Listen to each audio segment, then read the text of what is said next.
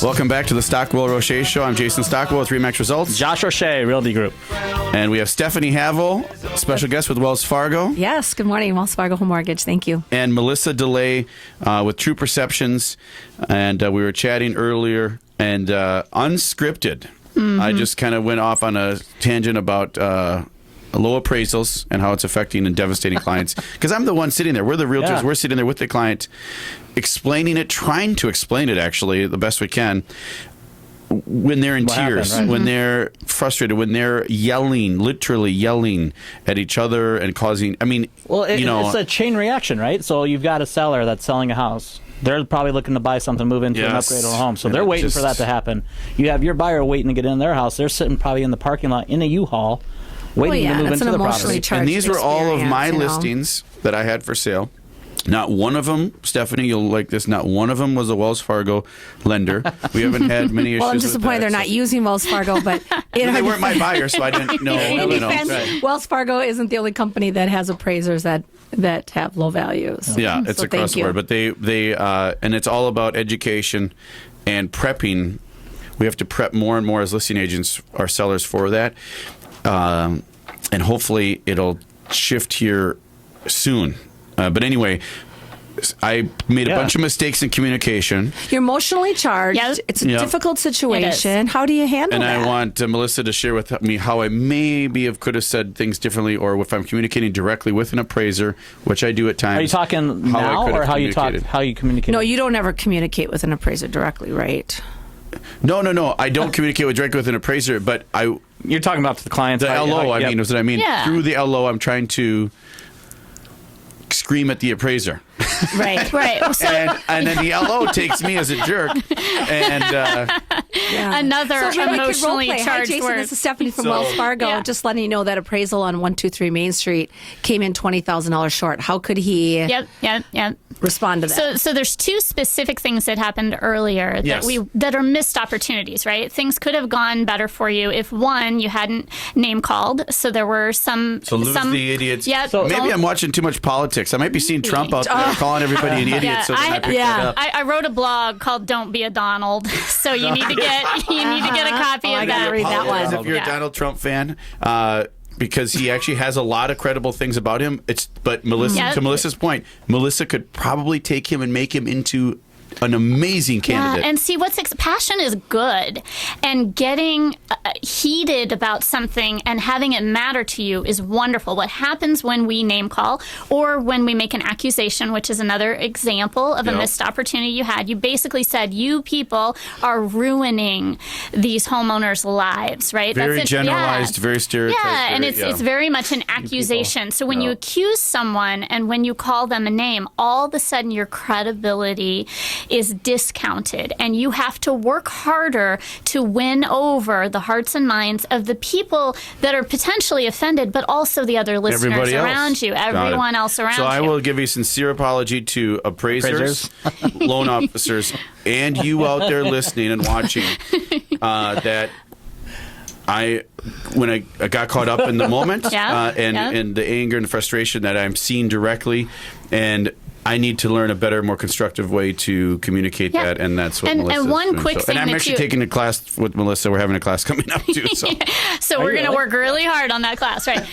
So one area, it's okay to say people are hurting, and it's okay to say that this is devastating to families. But what you're doing is you're talking about the facts and the reality and things that you have witnessed, and then you can talk about the appraisal coming in lower, and let's talk about why that is, and let's get to the bottom of this, and let's find a solution. And if you're talking objectively in a third-party setting like this on a radio show, then everybody else starts to sort of think about it, and now you're a change agent. Now you're someone who's influencing something that's happening in the world. I mean, we could get into conspiracy theories and all sorts of things if we wanted to, but we want our credibility to be at the highest possible level, and we can still be passionate, and we can still talk about the facts, and we don't have to change who we are. Okay. We just want to do as much as we can possibly do to get out I have a question. Negative comments and name calling. Name calling generalization, stereotypes, and all that. Okay, is that human nature, Melissa? Because that just comes naturally.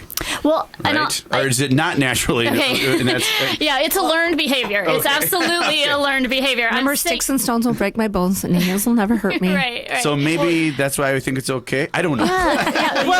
Your kids act that way. Yeah, right? and here's what I want to say is you have to practice when times are good so that the right words naturally roll off your tongue when times are bad. So here's the error that we all fall into. Okay. We go to happy hour, we go hang out with our friends, we're on the phone, and we just let it all hang out, right? We talk about this person, we talk about that person, we're mad, we use whatever colorful language we feel like using. That we're feeling. And that's the learned behavior, right? Oh. So now it's just coming out of our mouth, coming out of our minds, it's everywhere. Now we're in a business setting, or we're in a setting where it might matter more. Or you're on the radio and people are listening. Right. You big dumb jerk. Yeah. Bless all your hearts. That's me. So what I recommend, and I tell people, you have to give yourself get out of jail free cards. But I want to flip that around. We're giving ourselves get out of jail free cards almost 80% of the time. Well, I didn't mean it, and it's no big deal. This, it's no big that. And I want to flip that. I want 80% of the time, even when we're at home, even when no one is watching, that we are making choices that uplift other people and give people the benefit of the doubt, and cast everyone in as favorable light as possible. Because believe me, we all live in glass houses, and someone can throw a stone at me, and it will be right that they do, because I have done wrong and I have made mistakes, and we're all that way. So 80% of the time, I want us to hold ourselves to a little higher standard, and 20% of the time, give ourselves a get out of jail free card. Like, I didn't get enough sleep, or I just got broke up with, or I haven't had my coffee today. So those are understandable, but we give ourselves a little too much leash to kind of... So in your daily private time, if you will, or our trusted people that we can say anything to, we should be practicing. Not going down that road. Yeah, and I want to, and that's hard to do, because that's kind of and how do you, when you have somebody who's kind of being a jerk and has had a really bad day and using all these words at you? I mean, I think your natural reaction is to be like, well. Here's some more. Here's some more. Yeah. And what ends up happening, so there's the approach I want everybody to take is I want you to learn how to tell the truth. If someone has done you wrong, you get to tell them that they have done you wrong. If you are frustrated with the situation, it's okay to say that you're frustrated. But so the truth can come out, but it has to be done in a considerate way, even if someone is attacking me. Because as they're attacking me and calling me names and going crazy, this is an opportunity for me. I almost consider it a good thing.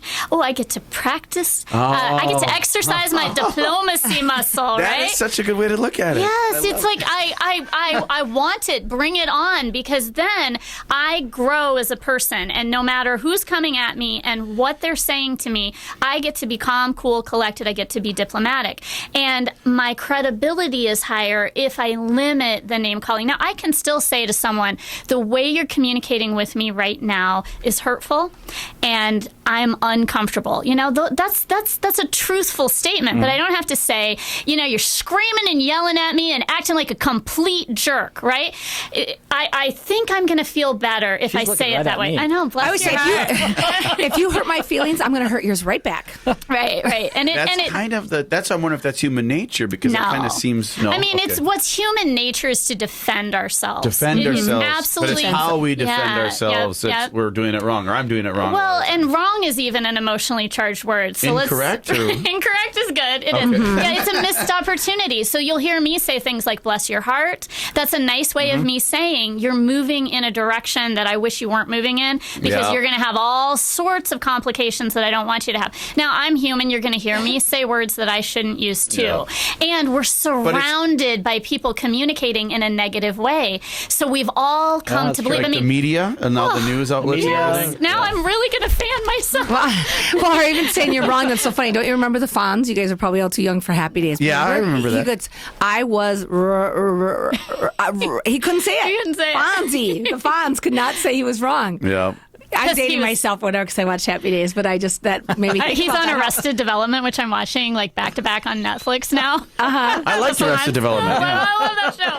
I love that show. Which is another example of how probably I wouldn't want my clients behaving is all of the people on Arrested Development. All they do is tell lies and it's all a conspiracy. But I like to involve myself in situations like that so I can show people what not to do, right? Yeah. The other thing I want to talk about really briefly is, when I'm yelling at you and telling you that you're being, mean to me or all of those things, I will tell myself, and we will all tell ourselves that that's going to make me feel better, right? I'm venting. I'm getting getting them it back. out. I'm getting them back. No, it doesn't make us feel any better. It doesn't change our circumstances, and it doesn't help. I think vent. we've all been there. I think you've been there if you're listening or know someone, and personally, where you have said something, and then that night or either minutes later, hours later, or a day later, or days later, or weeks later, you say, man, I regret that. I totally shouldn't have done that. Yeah. And then you have to go back and try to rebuild. And I totally agree with you, Melissa. Yeah. To rebuild is harder than maintaining It is. and building on top of something instead of starting from scratch now. Or, worse yet, a hole, because now you've dug down and now you're just trying to get back to even, or not even, but you know what I'm trying to say, right? I Instead do. of growing your relationship up, you just basically dug a hole, and now you're trying to get it back up. And the other thing is that we don't ever really know who are the influential people in our life versus the people who we just wish would go away, right?